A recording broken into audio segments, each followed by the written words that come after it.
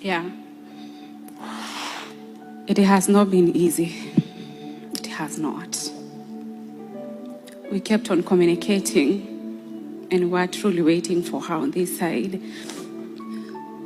She was a very courageous girl, very sweet, as Apostle said. And there is nothing we can do about what God has done. We have a lot of questions, but then to who? Because we cannot question God. We accept His will.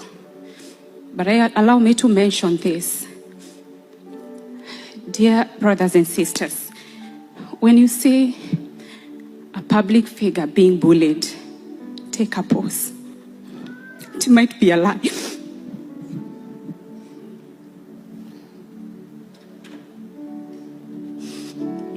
Mostly,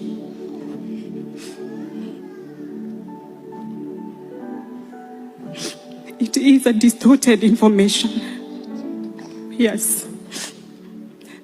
Sometimes how you see us is based on what you have seen on social media, but that is not who we are. It had said so much to see Shirua GP say that Betty died believing that everyone hated her. It hurts to see people ask, why didn't you celebrities bring her case to the limelight? The same people say that wamekuja tena tuwachangie. My parents, when I was growing up, they were not in limelight. By the grace of God, God gave me an opportunity to become a journalist. By default, I am a public figure. Betty was, my sister, my mom here.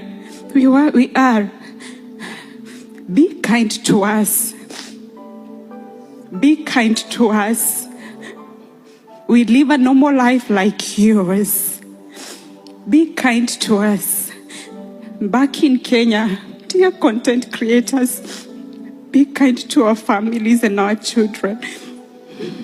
Please, stop breaking us. We have a long way to go. Rest in peace, Betty.